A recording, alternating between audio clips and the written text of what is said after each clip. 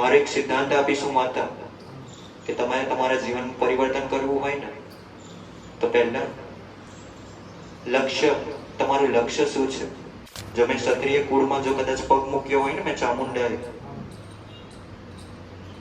તો મારું કર્તવ્ય છે કે મેં ક્ષત્રિય ધર્મ પાડું. કોઈ પણ જાતની દેવી શક્તિઓ હોય તો દેવી શક્તિ તમારું કોઈ પણ કાર્ય કરવા માટે બની નથી, કે તમારું કોઈ પણ ભૌતિક કાર્ય કરવા માટે આજે બની નથી તમારી કુળદેવી, કે તમારું ભૌતિક કાર્ય કરે. જે પણ દેવી શક્તિ હોય એનું સમાધાન કરી દો તો તમને સારા સારા વિચાર નાખીને તમને સત્યવાન વ્યક્તિ બનાવી દે. પણ એને સમજવું, દેવી શક્તિને સમજવું ખૂબ જરૂરી છે. તમારા ઘરમાં જો પહેલેથી જ માંસ મટન ખવાતું હોય તો મોટા થઈને તમે માંસ મટન જ ખાવાના છો, બરાબર? એટલે તમારા મા બાપે તમે જેવા સંસ્કાર આપ્યા હશે ને, જેવા તમે ઘરે રહ્યા હશો ને, જેવું સમાજે તમારા સાથે વર્તન કર્યું હશે ને, તમે એવા જ બનશો. આવા કળિયુગમાં, આવા વિકારોમાં ફસાઈને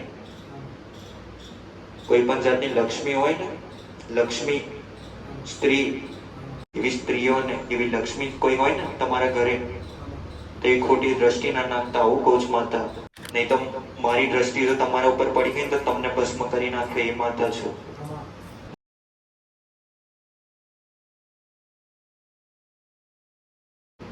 બીજું કે તમે અલગ અલગ પ્રકારના લોક હોય, 14 લોક કહેવાય છે ને, 14 લોક હોય, એમાં તમે ભૂલોકમાં રહો છો હમણાં પૃથ્વી પર, બરાબર?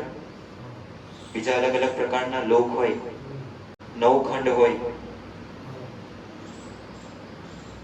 ધીમે ધીમે બધું સમજો ને, ધીમે ધીમે મારા પાસે જ્ઞાન પ્રાપ્ત કરો ને, તો ધીમે ધીમે તમે જ્ઞાની તો બનશો જ, પણ સાથે સાથે તમારા જીવનમાં દુઃખ આવશે ને, તે દુઃખનું તમે સમાધાન કરી શકશો. તમે ફસાયેલા ના રહો તમારા જીવનમાં. તો આ બધું ક્યારે થશે? કે મારા શબ્દનો તમે જ્યારે અમલ કરશો ને ત્યારે. એટલે મારા શબ્દ તો તમારા માટે જ, કે જે મારી વાતો સાંભળે, જે પોતાના જીવનમાં પરિવર્તન કરવાનું ઈચ્છતા હોય તેના માટે. કોઈ પણ જાતની દેવી શક્તિઓ હોય તો દેવી શક્તિ તમારું કોઈ પણ કાર્ય કરવા માટે બની નથી, કે તમારું કોઈ પણ ભૌતિક કાર્ય કરવા માટે આજે બની નથી તમારી કુળદેવી, કે તમારું ભૌતિક કાર્ય કરે. પણ તમે તમારી કુળદેવીને કયા ભાવથી પૂજો છો એનું મહત્વ છે. જો તમે તમારી કુળદેવીને સાચા ભાવથી પૂછતા હોય ને, તમારા અંદર, તમારા મનમાં કોઈ પણ જાતનો સ્વાર્થ ના હોય ને, ત્યારે કોઈ પણ દેવી શક્તિની અથવા કોઈ પણ ભગવાનની તમને કૃપા મળે. પણ પહેલા તો તમે તમારા મનમાં સ્વાર્થ જ લઈ લો છો. પહેલા તમે સ્વાર્થી બની જાઓ, પછી ભગવાન પરીક્ષા કરે, અને એ ભગવાનની પરીક્ષા કરે ને ત્યારે તમે એમાં પાર ના થાઓ ને, ત્યાં એટલે તમે જે જગ્યા પર હતા ને પાછા એ જગ્યા પર જતા રહો. એટલે પછી તમે પાછા દુઃખી થઈ જાઓ. એટલે સુખ દુઃખનો તો સંસાર છે, એ તો એક જીવન ચક્ર છે. સુખ પણ આવશે, સાથે દુઃખ પણ આવવાનું જ છે. કોઈ મનુષ્ય એવો નથી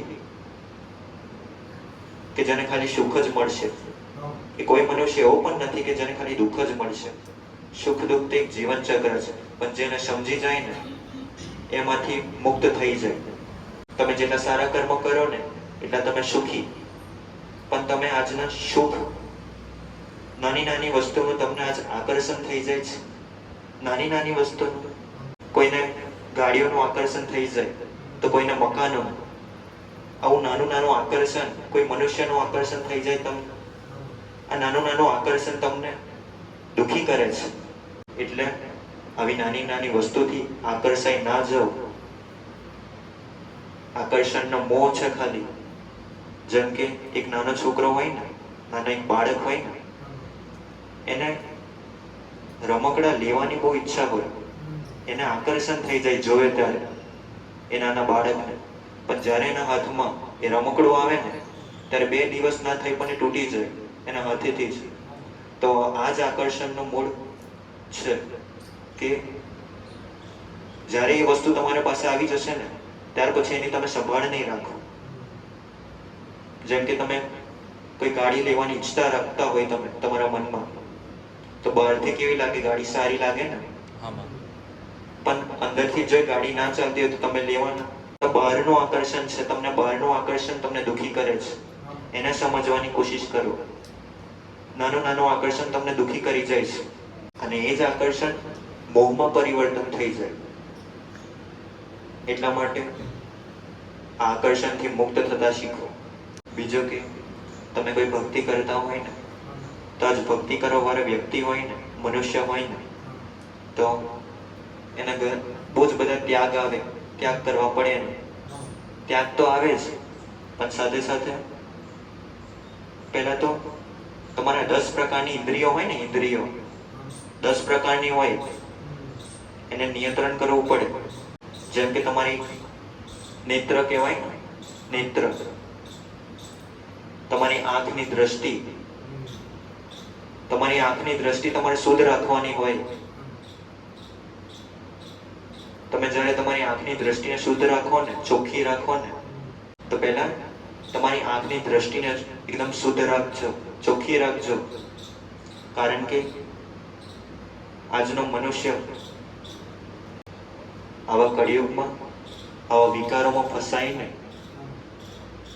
કોઈ પણ જાતની લક્ષ્મી હોય ને, લક્ષ્મી સ્ત્રી, તો એવી સ્ત્રીઓને, એવી લક્ષ્મી કોઈ હોય ને તમારા ઘરે, તો એ ખોટી દ્રષ્ટિ ના નાખતા. આવું કહું છું માતા. કારણ કે આજ મનુષ્ય આવા મોહના વિકારોમાં ફસાઈને કોઈ પણ જાતની કોઈ દીકરી હોય, કોઈ પણ લક્ષ્મી હોય, જ્યારે તમારી ખોટી નજર એની સામે પડે ને, ત્યારે તમારો ગુનો થતો હોય, તમારું ખોટું કર્મ થતું હોય. પણ ખાસ કે મારા સાનિધ્યમાં આવ્યા હોય તો એવા વિકારોથી મુક્ત થજો. બરાબર? નહીં તો મારી દ્રષ્ટિ જો તમારા ઉપર પડી ગઈ તો તમને ભસ્મ કરી નાખે એ માતા છું. કારણ કે કેટલાક મનુષ્ય છે એવું કહે છે દેવી શક્તિને, કે જો દેવી શક્તિ હોય ને તો શું એ ધર્મ માને ખરું? દેવી શક્તિ તો હા, હું ચામુંડા એવું કહું છું કે જો મેં ક્ષત્રિય કુળમાં હોય ને, જો મેં ક્ષત્રિય કુળમાં જો કદાચ પગ મૂક્યો હોય ને, મેં ચામુંડાએ, તો મારું કર્તવ્ય છે કે મેં ક્ષત્રિય ધર્મ પાડું. મારું કર્તવ્ય છે, કારણ કે મેં ક્ષત્રિય કુળમાં આવી છું. તો એનું કર્તવ્ય, એનું કર્મ, એનું ધર્મ મારે પાડવાની ફરજ છે. પહેલામાં કહેવાય ને કે પહેલા કોઈ આદ્ય શક્તિ હોય ને, જ્યારે કોઈ રાક્ષસને હરે ને, કોઈ રાક્ષસનો વિનાશ કરે ને, ત્યારે તમારી કુળદેવી હોય અથવા કોઈ પણ શક્તિ હોય ને, એની ખાલી દ્રષ્ટિ પડી જાય ને કોઈ રાક્ષસ ઉપર, તો એનો વિનાશ કરી નાખે. પણ ત્યારે શસ્ત્રની મારે શું કામ જરૂર પડતી હતી ખબર? જ્યારે શસ્ત્ર એ રાક્ષસનો વિનાશ કરવાનો થાય ને, ત્યારે રાક્ષસને મુક્તિ મળે ને મોક્ષ મળે, એટલા માટે મારે લેવો પડતો હતો. નહીં તો મારો કોઈ ઉદ્દેશ્ય નતો. મારી ખાલી દ્રષ્ટિ એવી પડી જાય ને તો ભલભલા રાક્ષસ હોય કે ભલભલી કોઈ શક્તિઓ હોય ને, તેનો વિનાશ થઈ જાય. મારી ખાલી દ્રષ્ટિ પડે ને ત્યાં. એટલા માટે તમારી દ્રષ્ટિ ચોખ્ખી રાખજો. તમે જેટલા ચોખ્ખા, તમારી જેટલી દ્રષ્ટિ ચોખ્ખી ને, એટલું સારું છે. બીજું કે અલગ અલગ પ્રકારના હોય ને, તો રસ, રૂપ, રંગ, એનો પણ મોહ તમને લાગી જાય છે. તમે કેવા દેખાવ છો એનાથી કોઈ મહત્વ નથી. રૂપ રંગનો મોહ છોડી દો, રસનો મોહ છોડી દો. કારણ કે પરમાત્મા હતા, પરમાત્મા, એને જ્યારે રસ હતો ને, ત્યારે એને બધા લોક બનાવ્યા, ત્યારે આવી સૃષ્ટિ બની, ત્યારે આવી પૃથ્વી બની. એને રસ પડ્યો હતો એટલા માટે. એટલે વિકાર તો ઘણા છે, પણ ખાલી એક તમારી માની ભક્તિ કરી રાખો ને, તો તમને વિકારમાંથી મુક્ત કરી આપે તમારી જ કુળદેવી. બીજું કે તમે ભક્તિ કરતા હોય ને, એટલા માટે કોઈ પણ મનુષ્ય જો ભક્તિ કરે ને, ત્યારે તમારી જે પણ કંઈક શ્રવણ કહેવાય ને, શ્રવણ. શ્રવણ એટલે તમારા કાન. તો જ્યારે તમે સાંભળો ને તો સહન કરવું પડે. કારણ કે કોઈ મનુષ્ય આજ તમને કઈ ખોટું બોલી જાય ને તો તમારાથી સહન ના થાય. કોઈ તમને બે વાત કહી જાય ને તો તમારાથી સહન ના થાય. આજ તો એ સહન કરવાની ક્ષમતા તમારી અંદર હોય ને તો એ શક્તિશાળી વ્યક્તિ છે. આવું કહું છું માતા. એ જ મનુષ્ય શક્તિશાળી છે કે જે સહન કરી શકે, જે કોઈ પણ પરિસ્થિતિમાં સહન કરવાની એની અંદર ક્ષમતા હોય. અને સહન કરવાની ક્ષમતા બધાની અંદર ના હોય. અહીંયાથી બેઠા હોય ને એમાંથી એકની અંદર પણ સહન શક્તિ નથી. આવું માતા કહું. કારણ કે સહન શક્તિ રાખવી ખૂબ જરૂરી છે. અને જે સહન શક્તિ રાખે ને એ તો કોઈ પ્રાણી હોય કાં તો કોઈ ભગવાન હોય ને તે રાખે.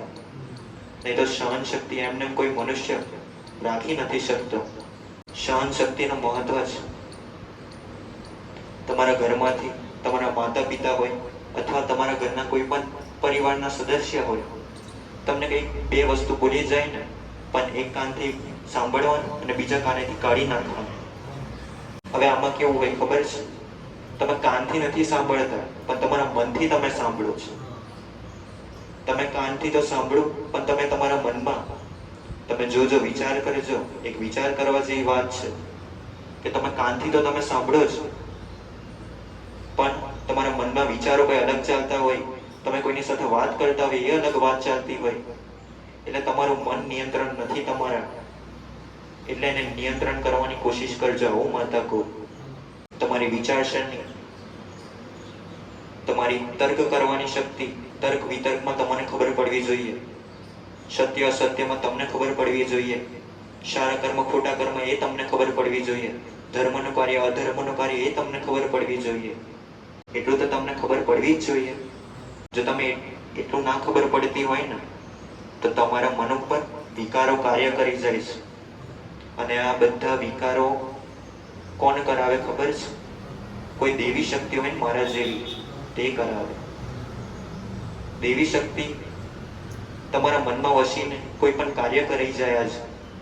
પણ એ કાર્ય તો તમે પોતાના હાથેથી કરો ને એટલે એ તમારું ખોટું કર્મ જ ગણાય.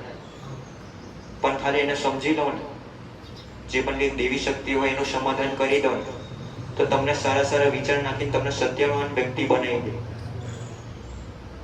પણ એને સમજવું, દેવી શક્તિને સમજવું ખૂબ જરૂરી છે. કારણ કે અલગ અલગ પ્રકારના શરીર કહેવાય ને, સ્થૂળ શરીર, સૂક્ષ્મ શરીર, કારણ શરીર. 3 પ્રકારના શરીર હોય ને 3 પ્રકારના ગુણ હોય. તમસ, રજસ અને સત્વ બધા મનુષ્યની અંદર હોય.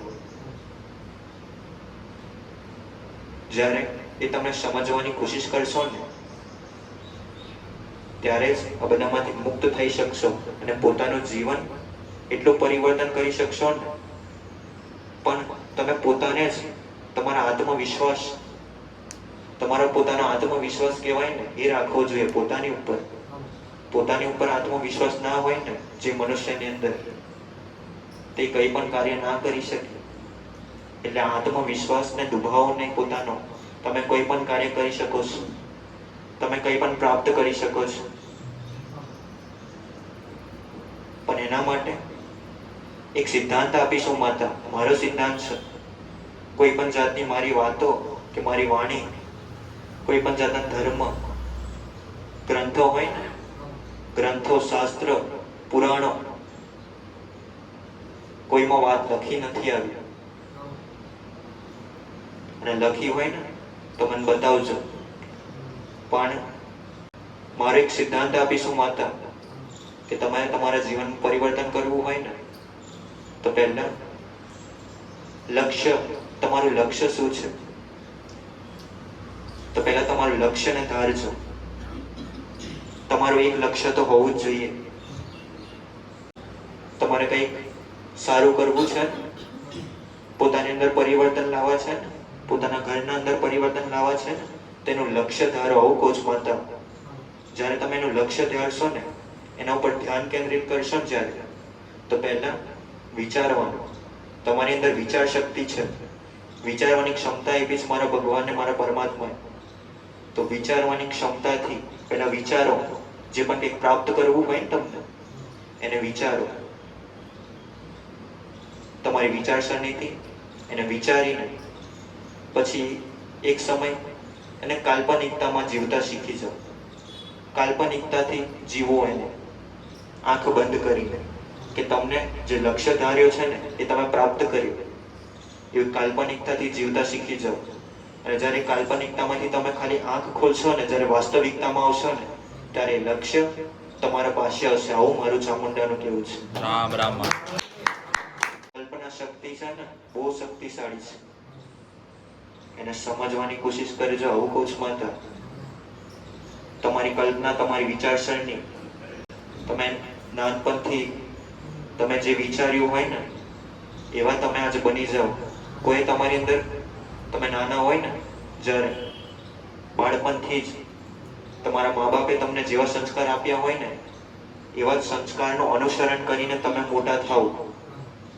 તમારા ઘરમાં જો પહેલેથી જ માંસ મટન ખવાતું હોય તો મોટા થઈને તમે માંસ મટન જ ખાવાના જ. બરાબર? તો આ વસ્તુ છે કે આ જે પણ કંઈક વસ્તુ છે ને તમારા સમાજમાં, તમારા ઘરોમાં ચાલતી, એ બધી વસ્તુને તોડવાની કોશિશ કરો. કારણ કે એક ને એક જ તમે જીવન ચક્રમાં ફસાયેલા રહેશો પોતાના જ, અને તમારા સાથે આવું જ થતું રહેશે. એટલે તમારા મા બાપે તમને જેવા સંસ્કાર આપ્યા હશે ને, જેવા તમે ઘરે રહ્યા હશો ને, જેવું સમાજે તમારા સાથે વર્તન કર્યું હશે ને, તમે એવા જ બનશો. એના માટે ગુરુની જરૂર પડે. કે સાચો ગુરુ હોય ને તમારી પાસે તો તમને સાચી સલાહ આપે, સમજણ આપે. તો પહેલા ગુરુ કોણ કહેવાય? આપણા મા બાપ કહેવાય. આપણા માતા પિતા આપણા ગુરુ સમાન છે. કારણ કે એમને તમને ચાલતા શીખવાડ્યું, ખવડાવતા શીખવાડ્યું, બધું જ મા બાપે શીખવાડ્યું જ તમને. બરાબર? તો મા બાપ તો છે જ, પણ બીજા નંબર પર પોતાના ગુરુ બની જાઓ તમે. સ્વયં પોતે પોતાના ગુરુ બની જાઓ. તમારી આત્મા, તમારી વિચાર શક્તિ, તમારી કલ્પના શક્તિ, તમારી બુદ્ધિ ક્ષમતા, એને પોતાનો ગુરુ બનાવેલા. આવું કહું છું માતા. પછી ત્રીજા નંબર પર કોઈ મારા જેવી કોઈ દેવી શક્તિ હોય, અથવા કોઈ પણ તમે જે ગુરુને માનતા હોય તેવા ગુરુ, એવા શિક્ષણ તમને આપનાર, એવા શિક્ષણ આપનાર, એમને તમે તમારા ગુરુ બનાવો. આવું કહું છું માતા. એટલે ગુરુનું પણ મહત્વ છે. જે તમને સાચી સમજણ આપે, જે તમને સાચી સમજણ રીતે, સારી રીતે તમને તમારા લક્ષ્ય પ્રાપ્તિ માટે પ્રેરિત કરે, એ તમારે ગુરુ બનાવવા પડે તમારે. અને જ્યારે તમે આવા ગુરુ બનાવો ને એટલે તમારા જીવનમાં પરિવર્તન થાય. બીજું કે રચનાત્મકતા કહેવાય ને જેને, કોઈને ખબર હોય કે ના ખબર હોય પણ જાતે સમજી લેવું. કારણ કે મારા શબ્દ અલગ હોય થોડા તમારા માટે, પણ તમારે જાતે સમજી લેવું કે હું માતા શું કહેવા માંગુ છું. રચનાત્મકતા, જે પણ કંઈક રચનાત્મકતા છે ને, એક અવલૌકિકતા છે. એને સમજવાની કોશિશ કરજો. મને મારા આશીર્વાદ છે. રામ રામ માળી. રામ રામ.